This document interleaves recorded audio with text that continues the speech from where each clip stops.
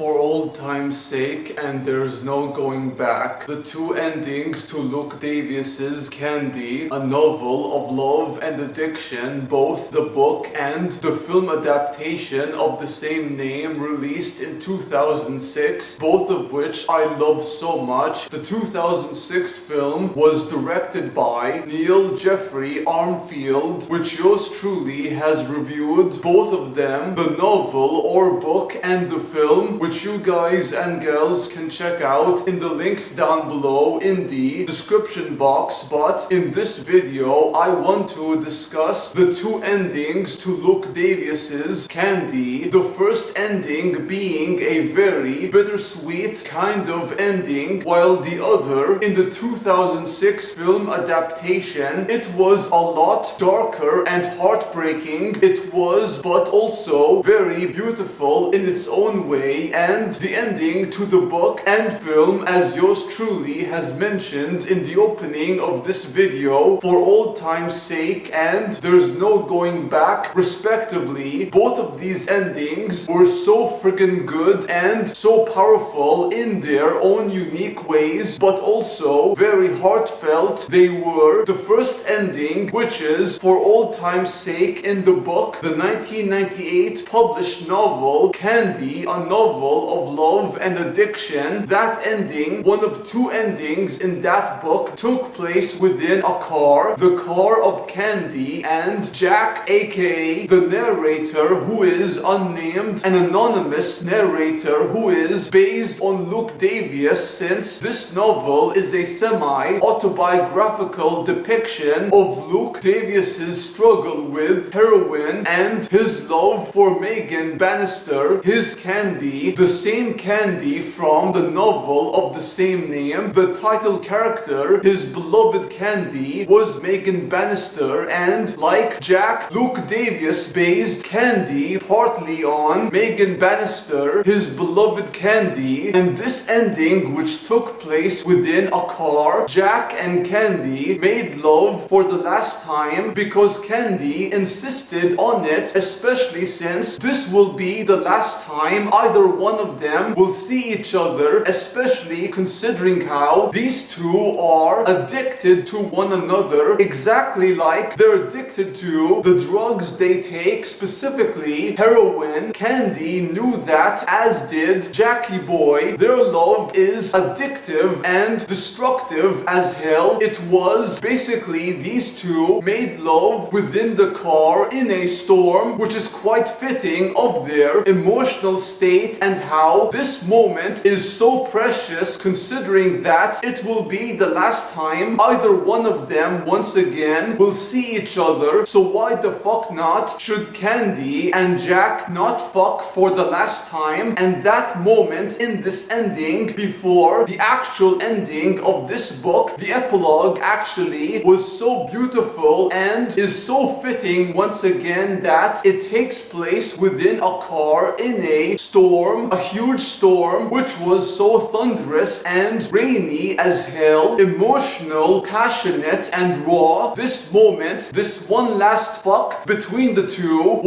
it was also so beautiful, even though it's somewhat sad, but once again so heartfelt it was. And the epilogue basically shows how Candy and Dan fell in love for the first time, and how else other than Candy using heroin for the first time, and her first words were so beautiful, or so fucking beautiful. And that moment is the moment in which Jackie Boy fell in love with Candy for the first time, and he was so happy and so content knowing that Candy would always be with him because Candy was his world. The second ending now from the 2006 film adaptation, this ending, like I mentioned, was so dark and so depressing as hell, but also once again heartfelt it was. And this ending is there's no going back, in that Danny Boy, or Dan, basically broke up with Candy by telling her that there's no going back because he did not want her to feel the same pain and suffer because of him, and what he believes is his fault